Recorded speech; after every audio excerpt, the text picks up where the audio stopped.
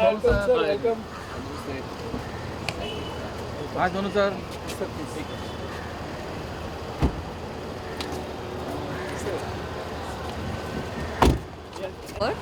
Excuse me, please.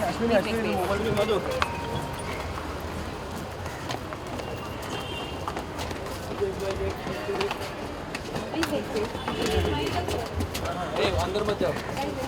ये सब लोग photo वाले इधर ही रुको अभी. हाँ साहब. अरे गो साहेब इकडे पण इकडे इकडे इथे वरती जमा ना. मागे मागे सर वरती एक स्टेप वरती. वेट एक मिनट जगह लेने दो. भाई जगह लेने दो. हां हां.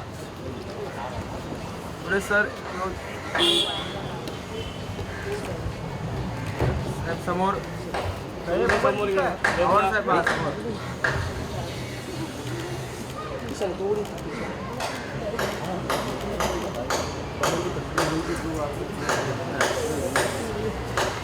धन्यवाद साहेब. सोनू निगम.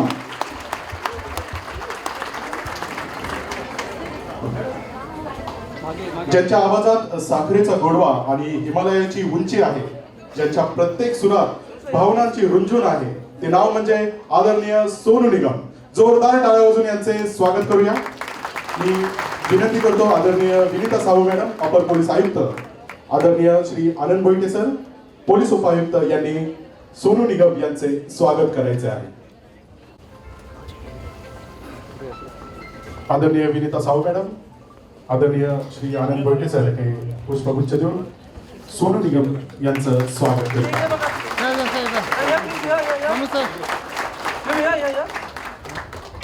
सोनू सर इथे. थँक्यू. आज आपण इथे जमलो आहोत ते एका याचे नेतृत्व करत आहेत पोलीस निरीक्षक श्री संजय कल्याणी. त्याचबरोबर त्यांना साथ देत आहेत बँड मास्टर पोलीस उपनिरीक्षक श्री गौतम जानू सावंत. या बँड पथकाबद्दल मी आपल्याला थोडीशी माहिती देतो. महाराष्ट्र पोलीस ब्रॉस बँड या संघाने 16 ते 20 डिसेंबर 2025 या कालावधीत सिकंदराबाद येथे आयोजित 26व्या अखिल भारतीय पोलीस बँड स्पर्धेमध्ये प्रथम पारितोषिक सुवर्ण पदक व चषक जिंकून संपूर्ण देशात महाराष्ट्र पोलीस दलाची शान वाढवलेली आहे.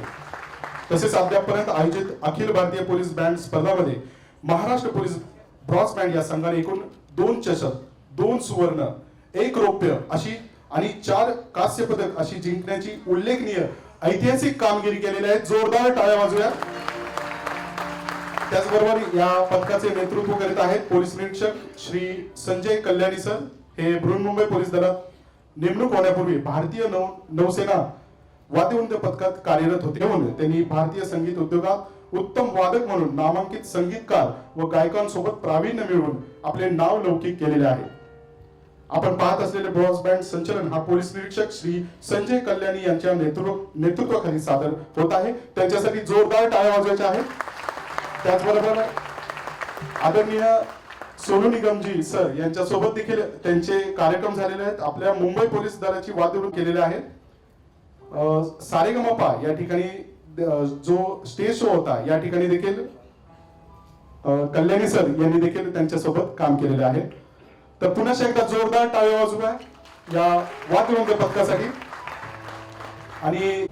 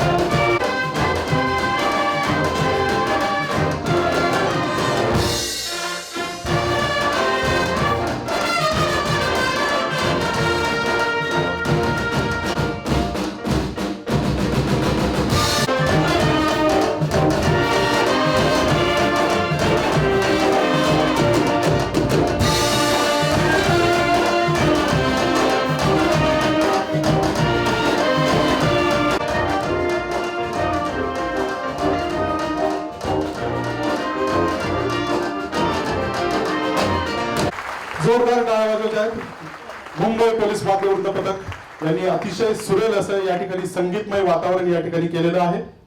सन 1997 करून की आपण देखील आपले सूर या ठिकाणी या वाद्यवृंद पथकासोबत मिसळावे.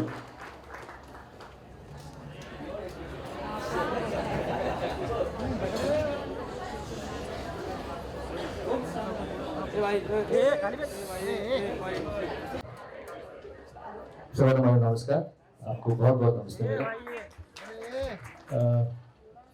मैं actually I am very proud to be in Maharashtra. मैं जब मुंबई आया तो मैं दिल्ली में 18 साल की उम्र तक रहा था. हालांकि बीच में 4 साल मैंने मुंबई में पढ़ाई की थी, फिल्मों में काम किया था 80 से 84 तक. फिर 91 में सिंगर बनने के लिए मैं जब मुंबई आया तो मुझे लगा मैं अपने घर आ गया. लिटरली मुझे लगा मैं घर वापस मुंबई आया. मुझे यहाँ के लोग, यहाँ का वर्क कल्चर, यहाँ की तमीज, यहाँ का डिसिप्लिन, यहाँ की पुलिस, मतलब क्योंकि मैं दिल्ली में रह चुका हूँ, मुझे मालूम है फर्क क्या होता है. इसलिए तो मैं आज इतना emotional, I was just trying to be a little less emotional, वरना मैं गा नहीं पाता. क्योंकि ये गाना मेरे लिए बहुत बहुत इम्पोर्टेंट गाना है. जब मैंने इसको 30 इयर्स बैक पहले गाया था, मैं अभी 52 का मैं हूँ. उससे जब मैंने गाया था तब मैं 21 ईयर्स ओल्ड था. तो मैंने 21 साल की उम्र में गाना गाया था. और ये गाना मेरे लिए इतना इम्पोर्टेंट रहा था उस समय, क्योंकि उसके पहले मुझे गाने मिल रहे थे लेकिन इम्पोर्टेंट गाने नहीं मिल रहे थे, जो महत्वपूर्ण गाने होते किसी फिल्म के. इस गाने ने मुझे एक रिलायबल गायक का मुझे ओहदा दिया, स्थान दिया. लोग मुझ पर विश्वास कर पाए कि इसको अगर डिफिकल्ट गाना भी दिया जाए तो ये गा सकता है। और इसमें बहुत बड़ा मैं धन्यवादी हूँ अनु मलिक साहब का, क्योंकि 21 साल के बच्चे पे सॉन्ग देना इतना बड़ा गाना बहुत बड़ी बात है। He must have had lot of trust in me, तो ये उनका बड़प्पन है। मैं और आज इस गाने को फिर से इतने सालों के बाद में, फिल्म आई थी 97 में, गाया तो 95 में मैंने, और इसको जो आपने बेहतरीन बजाया है, वर्ल्ड क्लास बजाया, वर्ल्ड क्लास। मतलब मैं आपको बोल रहा था कि ये बड़ा मुश्किल साज है, जो आप ये सब साज मिलते नहीं इंडिया में ऐसे अच्छे बजाने वाले। सो आप लोग जो काम कर रहे हैं बहुत मुश्किल और बहुत अच्छी तरीके से कर रहे हैं। सो आपका बहुत बहुत आपको बहुत बहुत शुभकामनाएं आपके इस टैलेंट के लिए। सचमुच में बॉर्डर 2 बस अभी आने वाली है। ये गाना आपने मेरे ख्याल से आधा स्किल ऊपर दिया ना ओरिजिनल से। हाँ देखा, फंसा दिया तो मुझे। कोई बात नहीं, मैं कोशिश करूँगा थोड़ा सा गाने की।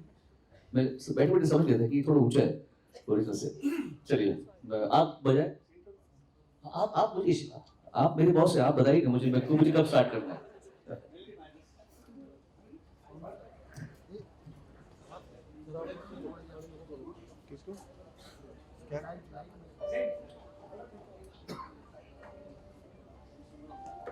अरे यार कौन है रे?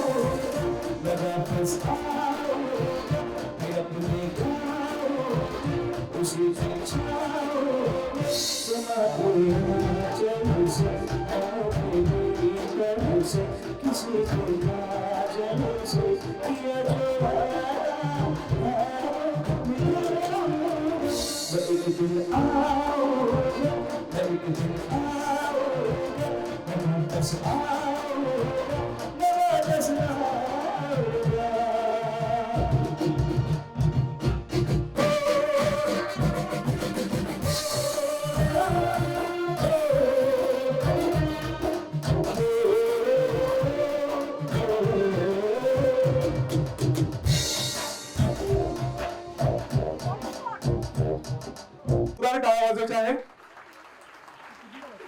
मी पुन्हा एकदा त्यांना विनंती करतो की आपण बॉर्डर 2 मधलं जे सॉन्ग आत्ताच आपण जे गात होता, प्रत्येकाच्या अंगावरती काटा आला होता, असं हे सॉन्ग आहे.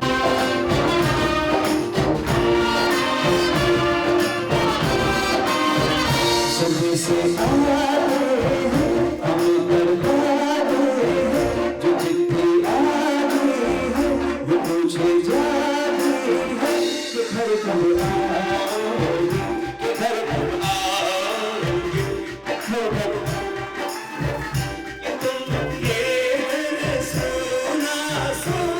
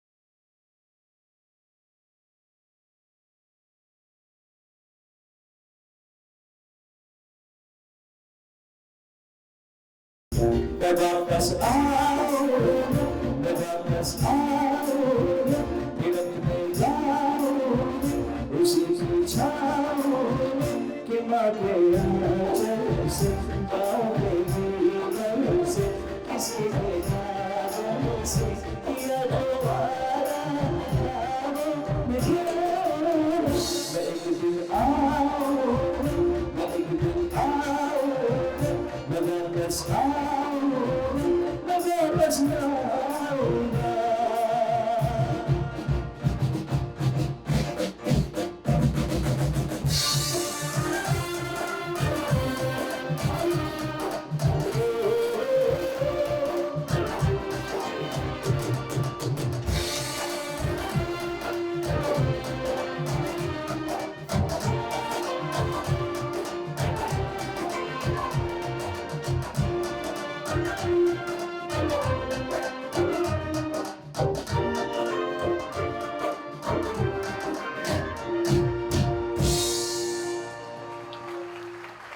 धन्यवाद सोनू जी, धन्यवाद संजय कल्याणी जी।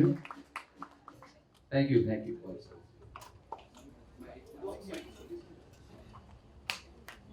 धन्यवाद सर। ना झुकने दिया तिरंगा ना युद्ध।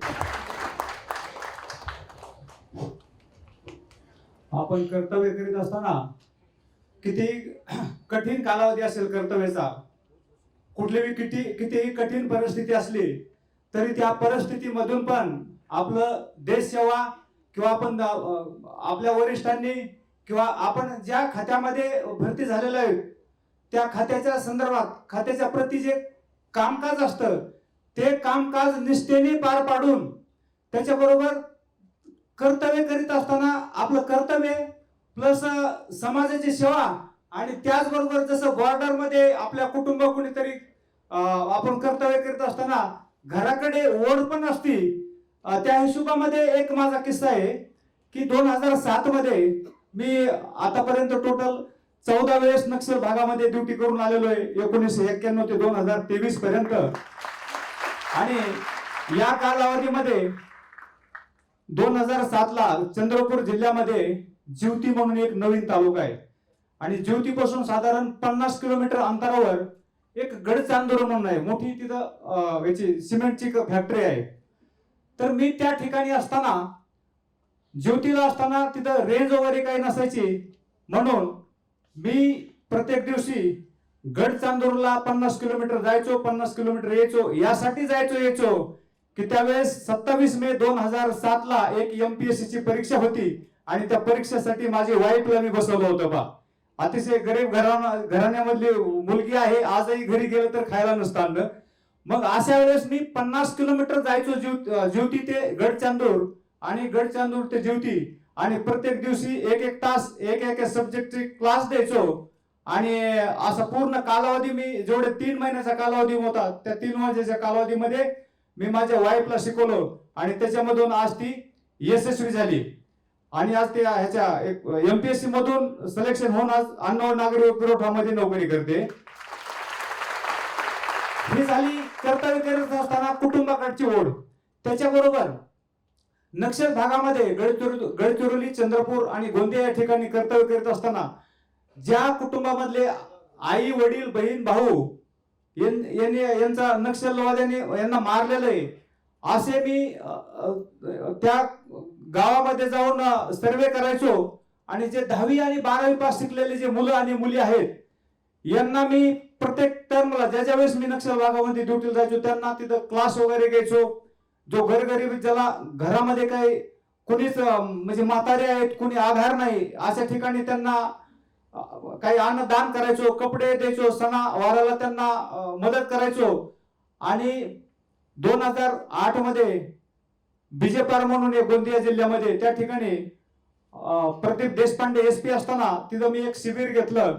त्या शिबिराला पहिले क्लास होते माझे तिथं आणि त्यावेळेस 81 मुलं मुली मी तिथं क्लास मधून गोळा केले आणि त्या क्लास मधून 51 गोंदिया जिल्ह्यामध्ये 51 मुलं त्या पोलीस भरतीमध्ये झाले आणि त्याच्यापैकी राहिलेले 30 जी मुलं होते ती गडचिरोलीला भरती झाले। असे 81 ची 81 मुलं माझ्या पहिल्या 2008च्या बॅचमध्ये भरती झाली.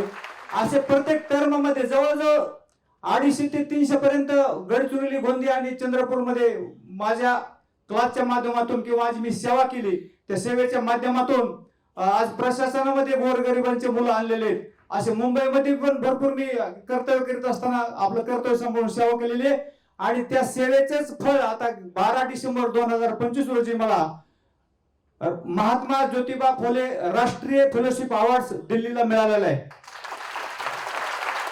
तर सांगायचं आहे की आपलं कर्तव्य सांभाळून आपलं कर्तव्य प्लस समाजाप्रती सेवा त्याचबरोबर आपण कुटुंब हे त्रिवेणी संगम कसा आपण साध्य करतो हेच या माध्यमातून मी सांगू इच्छितो. धन्यवाद. धन्यवाद. नमस्कार. आज सोनू निगम सर आपल्यामध्ये हजर आहेत आणि त्यांचं सगळ्यात पहिली ओळख त्यांनी आपल्याला सांगितली जी आपल्याला माहीत झाली की हो इज सोनू निगम. हा ते बॉर्डरमध्ये ते एक गाणं आहे ते खूप छान आहे, खूप मस्त आहे, ते म्हणणारं कोणीतरी गायक, अशी त्यांची ओळख झाली आणि आज ते आपल्यामध्ये आहेत.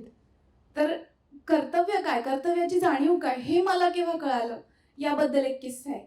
माझा नाही आहे, माझा त्यात काहीच रोल नाही आहे, पण माझे जे सिनियर्स आहेत त्यांच्याकडून मी हे शिकले. एक सर होते मला पोलीस निरीक्षक. मी मुंबईमध्ये नवीन आहे, माझी आतापर्यंतची सर्व्हिस गावाकडे झाली.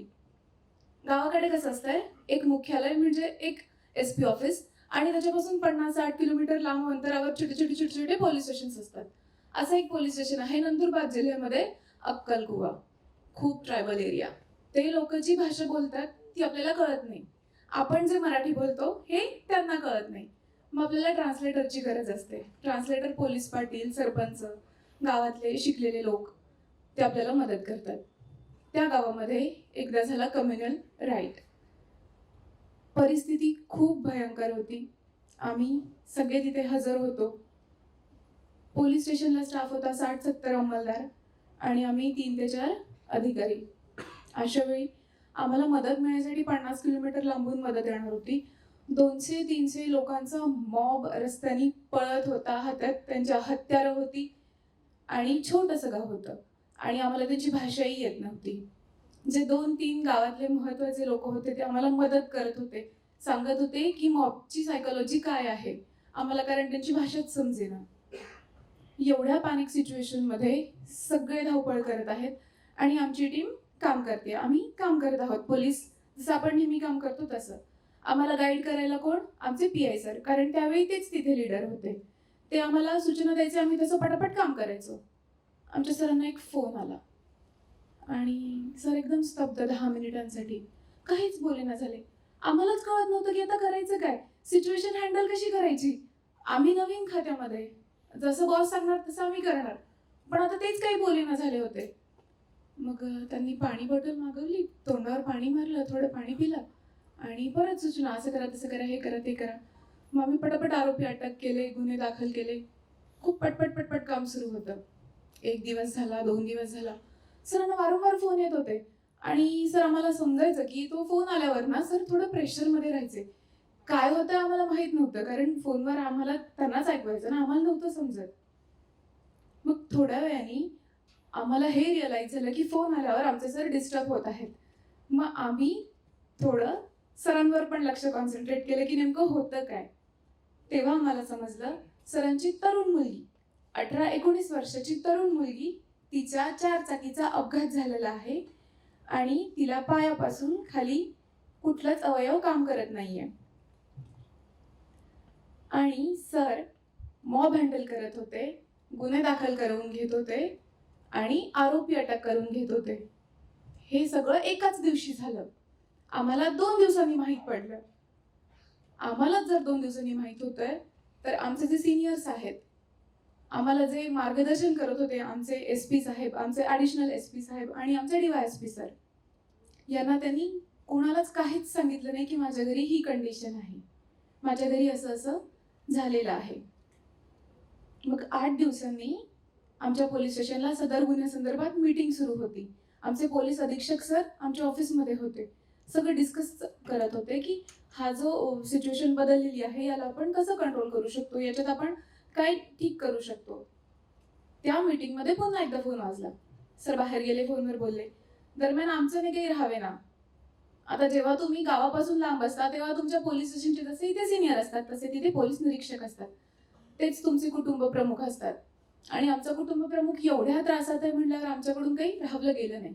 आम्हीच सरांना हळूच सांगितलं की सर असा असा प्रकार आहे म्हणून सरांना फोन येत आहेत, घरी असं असं घडलेलं आहे. मग आमच्या SP सरांनी त्यांना म्हणलं की साहेब तुमच्या घरी एवढा मोठा प्रकार झाला, एवढा मोठा किस्सा घडला, तुम्ही आम्हाला सांगितलंही नाही, असं कसं? त्यांना तुमची गरज आहे, तुमच्या फॅमिलीला, तुमच्या मुलीला तुमची गरज आहे. त्यावेळी त्या सरांचं उत्तर, सर म्हणाले, सर तिचा झाला अपघात, ते तिच्या नशिबात होतं. त्याच्यानंतर तिच्यावर होणारा उपचार हा डॉक्टर करणार आहे. मी वडील म्हणून एवढंच करू शकतो की मी तिच्या दवाखान्याचा खर्च उचलावा. पोलीस म्हणून माझं कर्तव्य या क्षणाला इथे आहे. या गावामध्ये मी इन्चार्ज आहे, मी प्रभारी आहे. या गावाचं लॉ अँड ऑर्डर मेंटेन करणं माझी जबाबदारी आहे. मी हे गाव असंच सोडून जाऊ शकत नाही, कारण ती जर माझी मुलगी आहे तर या गावातला राहणारा प्रत्येक माणूस माझ्या कुटुंबातला सदस्य आहे.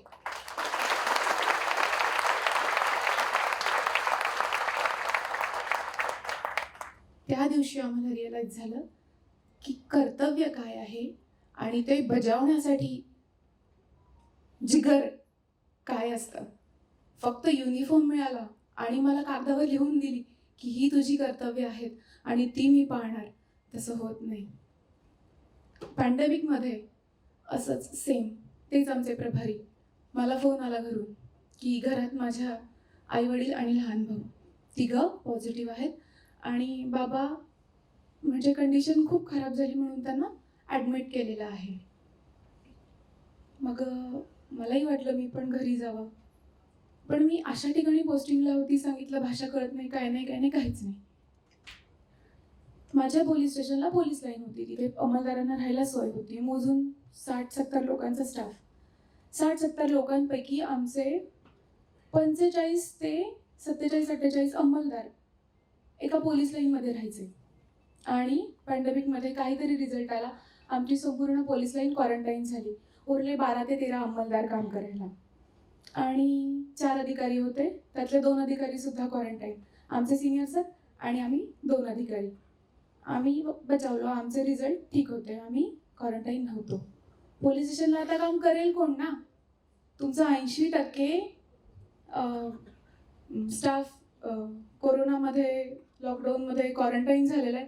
काम करायला कोण पोलीस स्टेशनमध्ये? आणि आपण फोन आहेत, आपण सगळेच घरी सांगत असतो, असं झालंय, तसं झालंय, हे झालंय, ते झालंय. आई मी खूप बिझी आहे, माझ्यावर खूप जबाबदारी आहे, मला सगळं पोलीस स्टेशन बघायचं आहे, आम्ही 2-3च अधिकारी आहोत, खूप कमी अंमलदार आहेत, आम्ही खूप काम करत आहोत. आपल्याला खूप हे असतंय घरी सांगायला की मी किती छान काम करते म्हणून. मी पण तसंच सांगायची, मी असं काम करते, तसं काम करते. माझे बाबा ॲडमिट झालेत, जेव्हा बिल भरायची वेळ आली तेव्हा माझ्या आईने मला सांगितलं की तुझे बाबा 4 दिवसापासून ॲडमिट होते, आता तिथे बिल भरायचंय. म्हटलं मग तुम्हाला सांगितलं का नाही? मी आली असती ना लगेच. मग ती म्हणते तुझी इथे काय गरज आहे, तुझं काम तर तिथे आहे, तू तिथे तुझं काम कर, इथे आम्हाला मदतीला आजूबाजूला खूप लोक आहेत, तुझं काम आमच्या परिवारासाठी एवढंच आहे, तू जिथे आहे तिथेच काम कर, आम्हाला इथे मदतीला खूप लोक आहेत. एकदा तुम्हाला तुमच्या कर्तव्याची जाणीव झाली की तुम्हाला काम करणं सुद्धा सोपं होतं. त्यासाठी तुमचं खूप खूप अगदीच असं कुठेतरी मन अडकून नाही राहत. म्हणून तुम्हाला जशी तुमचे अधिकारी मिळतील तशी तुमची घडवण होते. मी तुम्हाला जो किस्सा सांगितला ते सर आता रिटायर झाले आणि मला इथे आवर्जून त्यांचं नाव घेऊ वाटतं. त्यांचं नाव होतं पोलीस निरीक्षक मेघश्याम डांगे. थँक्यू. आदरणीय सोनू जी, पद्मश्री से सम्मानित हमारे आज के गेस्ट सोनू निगम.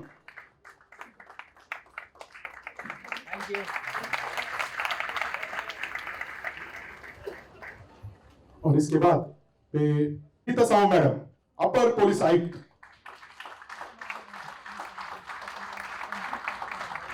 आदरणीय मैडम विनीता साहू, अपर पुलिस आयुक्त. इसके बाद मैं आमंत्रित करता हूं आदरणीय श्री आनंद भुईटे, पुलिस उपायुक्त.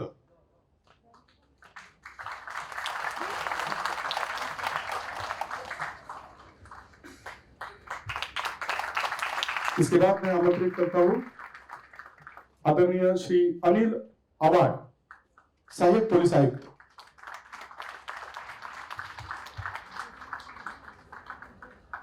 और सबसे आखिर में आमंत्रित करता हूं आदरणीय श्री रामचंद्र नागरगोजे, सहायक पुलिस आयुक्त। अतिशय चित्तथरारक असे गडचिरोली मधील प्रसंग आपण या ठिकाणी सांगितले। जोरदार टाळ्या वाजवायच्या ह्या सर्वांसाठी। अगदी कमी वेळामध्ये हा प्रोग्राम या ठिकाणी आपण सक्सेसफुल केलेला आहे। मी सर्व मान्यवरांना विनंती करतो की आपण आसनस्थ व्हावे आणि या कार्यक्रमाचे आभार प्रदर्शन वोट ऑफ थँक्स करण्यासाठी मी विनंती। श्री संजय कल्याणी, पोलीस निरीक्षक, बँड मास्टर, जोरदार टाळ्या वाजवायच्या आहेत। धन्यवाद सर। वोट ऑफ थँक्स करतील आदरणीय श्री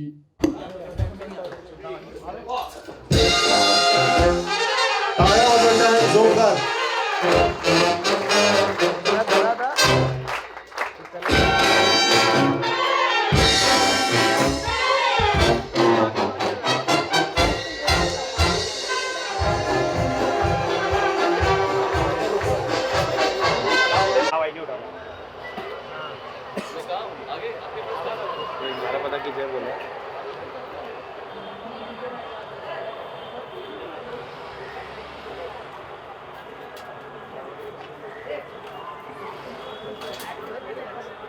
यहाँ पर सेंटर सेंटर में sir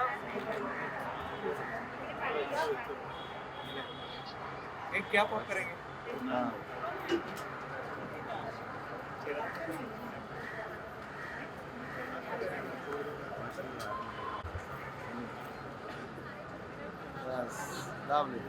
thank you.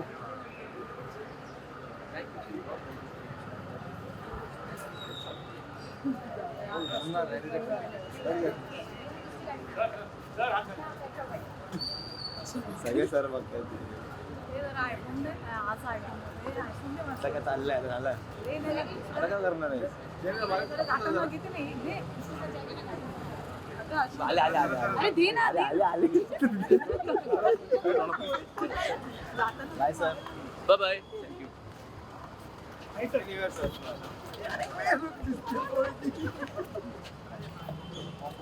Bye sir, थोडं बाजूला चला।